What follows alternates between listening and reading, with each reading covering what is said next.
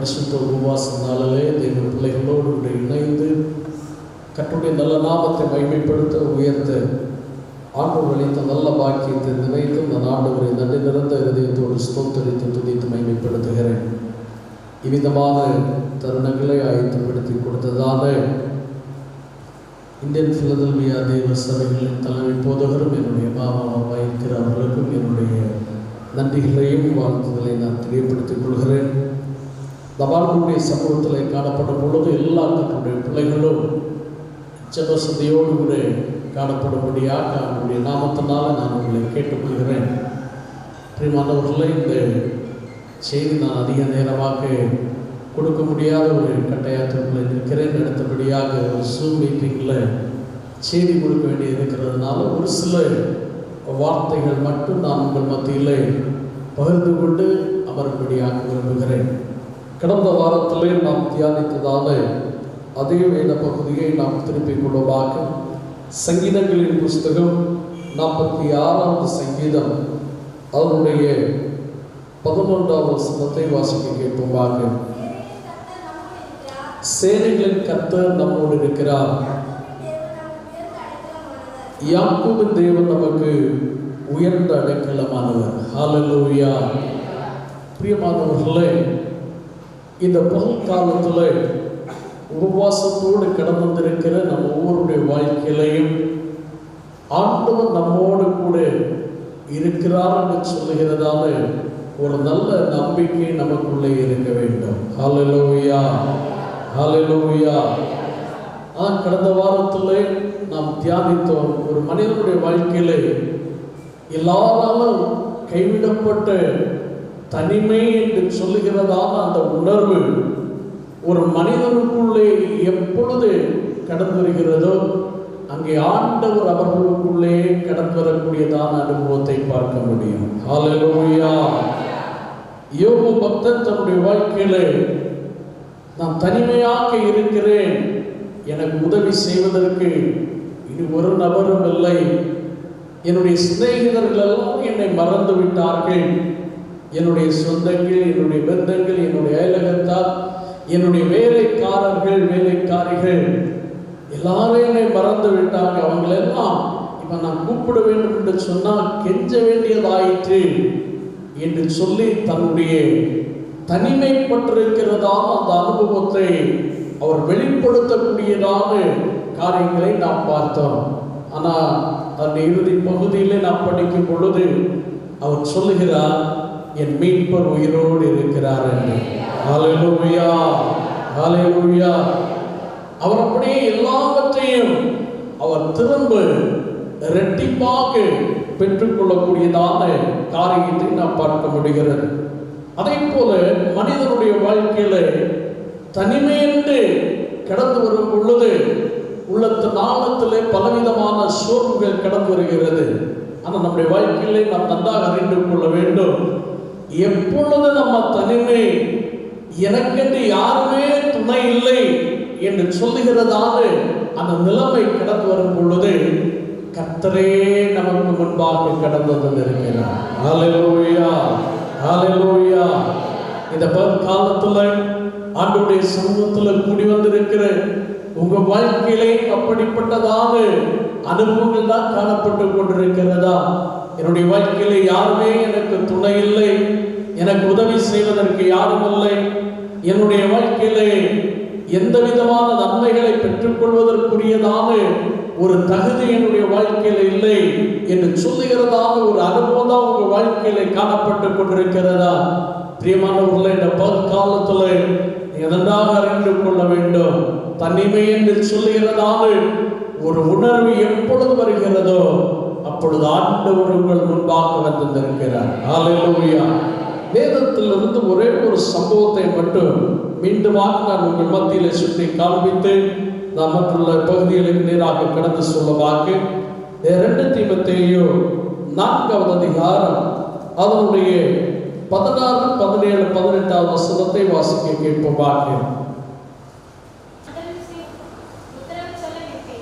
நான் முதல் விசை உத்தரவு சொல்ல நிற்கையில்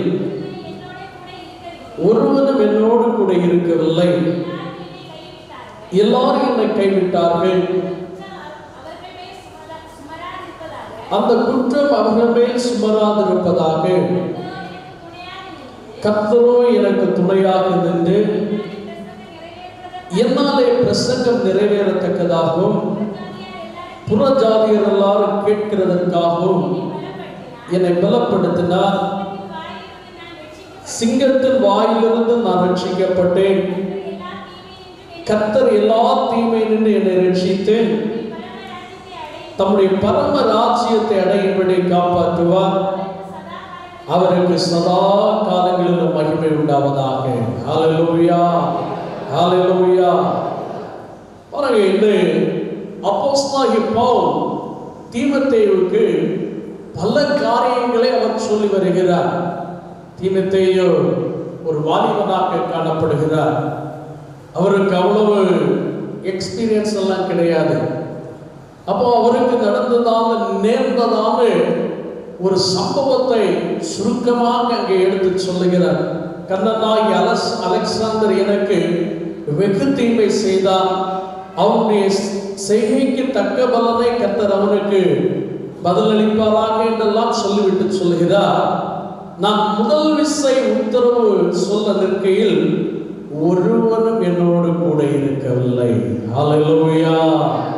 பாருங்க, நம்ம இந்த அப்போஸ்தலரின் நடவடிக்கைகளாக இருக்கட்டும், மற்றுள்ள நிருபங்களில் எல்லாம் நம்ம படிக்கும் பொழுது சபைகள் நாளுக்கு நாள் வளர்ச்சி பெற்று பெருகினதான காரியங்களை வேதத்தில் நாம் படிக்க முடிகிறது. வசனத்தை பேசுறாங்க, ஜனங்கள் தாராளமாக பெருகிக் கொண்டே இருந்தாங்க. ஆனால் அப்போஸ்தலனாகிய பவுல் இப்பொழுது தீமோத்தேயுவுக்கு சொல்லும் பொழுது சொல்லுகிறாரு, அங்கே நான் தன்னந்தனியாக நிற்க வேண்டியதான ஒரு சூழல் எனக்கு வந்தது. ஒருவனும் என்னோடு கூட இருக்கவில்லை. யோசித்து பாருங்க, உங்களுக்கு இன்னைக்கு உங்களுக்காக பேசுவதற்கு நிறைய பேர் ஒரு காலகட்டத்தில் கடந்த நாட்கள் எல்லாம் இருந்தாங்க. ஆனா இன்னைக்கு இருக்கக்கூடியதான இந்த பிரச்சனைகள், நீங்க சந்தித்துக் கொண்டிருக்கக்கூடியதான கடன் பிரச்சனையா இருக்கலாம், இன்றைக்கு நீங்க சந்தித்துக் கொண்டிருக்கிறதான நெருக்கடிகளாக இருக்கலாம், இன்றைக்கு நீங்க சந்தித்துக் கொண்டிருக்கிறதான போராட்டங்களா இருக்கலாம், நீங்க சந்தித்துக் கொண்டிருக்கிற கோர்ட் கேசஸ் ஆக இருக்கலாம், நீங்க சந்தித்துக் கொண்டிருக்கிற பலகீனங்களாக இருக்கலாம். பாருங்க, கொரோனா வைரஸ் நிமித்தமாக இன்னைக்கு தேசமே ஒரு பெரிய பிரச்சனைக்கு நேராக தான் போய்கொண்டிருக்கிறது. எல்லாருடைய சூழ்நிலைகளும் ஒன்றாக இல்லாம இருக்கிறது. ஒரு காலத்துல நல்ல பிசினஸ் நடந்தது, ஆனா இன்னைக்கு அதே போல பிசினஸ் இல்லாம இருக்கிறதுனால நீங்க கொடுத்த வாக்கை கூட உங்களால என்ன செய்ய முடியல, காப்பாற்ற முடியாத ஒரு சூழ்நிலை உங்க வாழ்க்கையில காணப்பட்டு கொண்டிருக்கிறது. அன்னைக்கு எத்தனையோ பேர் உங்க கூட வந்தாங்க, ஆதரவா நின்னாங்க, பேசினாங்க. உங்களுக்கு நல்ல பணம் இருந்தது, உங்களுக்கு நல்ல செல்வாக்கு இருந்தது, அந்தஸ்து இருந்தது. ஆனா இன்னைக்கு உங்க மத்தியிலே வந்து பேசுவதற்கு நீங்க வலதுபுறம் பார்க்கிறீங்க, இடதுபுறம் பார்க்கிறீங்க, முன்ன பார்க்கிறீங்க, பின்ன பார்க்கிறீங்க, யாருமே இல்லை. ஹல்லேலூயா. இன்னைக்கு உங்க வாழ்க்கை அப்படி காணப்பட்டு கொண்டிருக்கிறதா? என்னுடைய வாழ்க்கையில யாருமே இல்லை என்று சொல்லுகிறதால, ஒரு தனிமை என்று சொல்லுகிறதால அந்த உணர்வு பல விதத்திலே உங்களை வாட்டிக் கொண்டிருக்கிறதா? இந்த தீமோத்தேயுவுக்கு இளம் பிராயத்திலே கர்த்தருடைய ஊழியத்திற்கென்று கடந்து வந்ததான அந்த மனுஷனிடத்துல தன்னுடைய அனுபவத்தை மிக நேர்த்தியாக தெளிவாக அவர் எடுத்து சொல்ல, ஒருவனும் என்னோடு கூட இருக்கவில்லை, எல்லாரும் என்னை கைவிட்டார்கள். அழுத்தமா சொல்லி கொடுக்கிறாரு. எல்லாரும் என்ன செஞ்சுட்டாங்க? கை கொடுத்தவங்க எல்லாம் என்ன செஞ்சுட்டாங்க? எல்லாரும் என்னை கைவிட்டாங்க. இன்னைக்கு நீங்களும் அப்படிதான் வந்திருக்கிறீங்களா? அந்த இடத்துல தேவ பிள்ளையே, யார் உங்களை கைவிட்டாலோ ஆண்டவர் உங்களோடு கூட இருக்கிற தெய்வமாய் இருக்கிறார். ஹல்லேலூயா, ஹல்லேலூயா. இந்த உலகத்துல தகப்பன் ஒருவேளை கைவிடலாம், தாய் ஒருவேளை உங்களை கைவிடலாம், நீங்க நம்பின உங்களுடைய சகோதரன் உங்களை கைவிடலாம், நீங்க நம்பினதான ஏதோ ஒரு நபர் உங்களை கைவிட்டு இருக்கலாம். யார் உங்களை கைவிட்டாலோ ஆண்டவர் உங்களை கைவிடாத தெய்வமாய் இருக்கிறார். நான் உன்னை விட்டு விலகுவதும் இல்லை, உன்னை கைவிடுவதும் இல்லை என்று ஆண்டவர் நமக்கு சொல்லி இருக்கிறார். ஹல்லேலூயா. எதை கண்டு நீங்க பயந்து கொண்டிருக்கிறீங்க? என்ன சம்பவிக்கிறது பாருங்க. அதே வசனத்தை நாம் தொடர்ந்து படிக்கும் பொழுது அங்கே என்ன சொல்லுகிறார்? கர்த்தரோ எனக்கு துணையாக நின்று. ஹல்லேலூயா. ஒருவரும் இல்லை என்று எப்பொழுது தன்னுடைய மனதில் ஒரு மனிதன் நினைக்கிறானோ அப்பொழுதே ஒரு ஆவிக்குரிய கர்த்தருடைய பிள்ளையுடைய வாழ்க்கையிலே கர்த்தர் அவர்கள் நடுவிலே வந்து நிற்கிறார். ஹல்லேலூயா. அப்போஸ்தலனாகிய பவுல் இப்பொழுது உத்தரவு சொல்லும் பொழுது ஒருவரும் எனக்கு முன்னே இல்லை என்று உள்ளத்தின் ஆழத்தில் இயக்கத்தோடு நின்ற பொழுது கர்த்தர் அவர் நடுவில் வந்து நிற்கிறதான ஒரு அனுபவம் காணப்பட்டது. ஹல்லேலூயா. ஹல்லேலூயா. ஆண்டவர் துணையாக வந்து நின்றதுனால என்னெல்லாம் நடக்கிறது தெரியுமா? என்னாலே பிரசங்கம் நிறைவேறத்தக்கதாகும். ஒரு வார்த்தை கூட சொல்ல முடியாத இடத்துல அங்கே பிரசங்கமே நிறைவேறத்தக்கதாகவும், இரண்டாவதாக பார்க்கும் பொழுது புறஜாதியர் எல்லாரும் கேட்கிறதற்காகவும். புறஜாதியர் எல்லாம் இவரை பவுலை பார்க்கும் பொழுது ஏதோ ஏளனமாய் பார்க்கக்கூடியதான ஒரு அனுபவம் காணப்பட்டது. ஒன்றுக்கு உதவாத ஒரு மனிதன் என்று அவரை பார்க்க ஆரம்பித்தாங்க. எப்பொழுது இயேசுவுக்காய் அவர் ஓட ஆரம்பித்தாரோ அப்பொழுதிலிருந்து அவரை வேறொரு விதமாக தான் பார்க்க ஆரம்பித்து விட்டார்கள். அந்த மனிதனுடைய வாழ்க்கையில மிகவும் போராட்டத்தோடு கூட தான் இருந்தாங்க. புறஜாதிகளை சந்திக்கவே முடியாது, அவர்களோடு கூட பேசவே முடியாது, சுவிசேஷம் அறிவிக்கவே முடியாது என்று சொல்லுகிறதால ஒரு அனுபவம் தான் காணப்பட்டு இருந்தது. ஆனா என்ன நடக்கிறது தெரியுமா? கர்த்தர் துணையாய் வந்த பொழுது எது நடக்காது என்று உள்ளத்தின் ஆழத்தில் நினைத்துக் கொண்டிருந்தாரோ அந்த காரியத்தை ஆண்டவர் நடப்பிக்கிறதான அனுபவத்தை பார்க்க முடிகிறது. ஹல்லேலூயா. இந்த பல்காலத்துல ஆண்டவருடைய சமூகத்துல கூடி வந்திருக்கிற உங்க வாழ்க்கையில ஏதோ ஒரு காரியம் நடக்காதே என்று சொல்லி உள்ளத்தின் ஆழத்துல அப்படியே நீங்க திட்டவட்டமாய் சிந்தித்து கொண்டு இந்த இடத்துல வந்திருக்கிறீங்களா?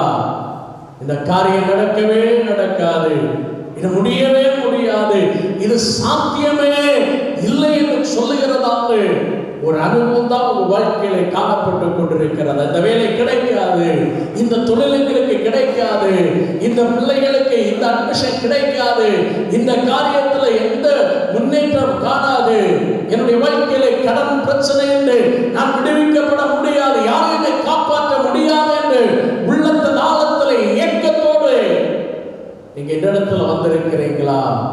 தேவ பிள்ளையே, வாழ்க்கையிலே கர்த்தர் துணையாக நிற்பார் என்று சொன்னால் நிச்சயமாகவே ஆண்டவர் உங்களுக்காக பெரிய காரியங்களை செய்கிறதான அனுபவத்தை பார்க்க வேண்டும். நீங்க நினைக்காததை கர்த்தர் உங்களுக்காக செய்வார். ஹல்லேலூயா.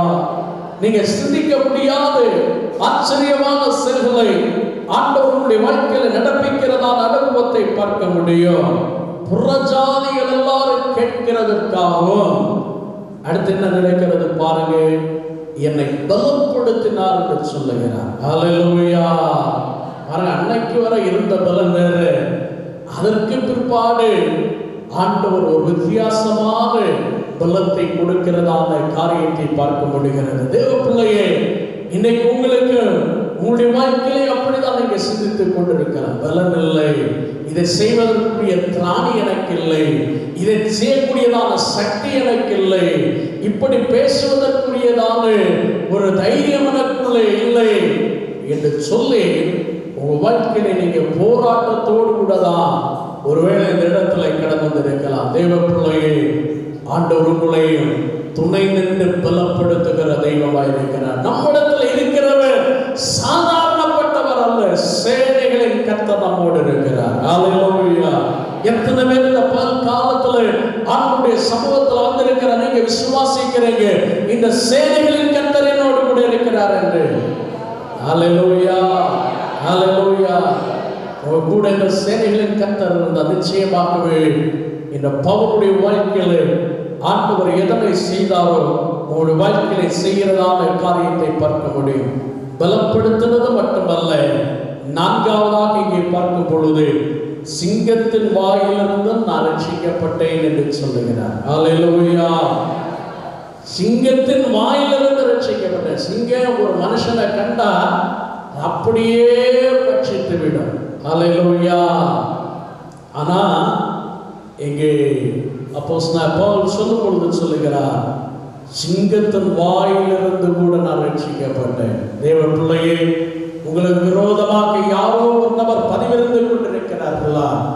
ஏதோ மந்திரவாதங்கள், பிலி சூரியங்கள் இன்றைக்கு உங்களை பயப்படுத்தி கொண்டிருக்கிறதா? கர்ச்சிக்கிற சிங்கத்தை போல ஏதோ ஒரு நபர் உங்களுக்கு விரோதமாக நின்று கொண்டிருக்கிறார்களா?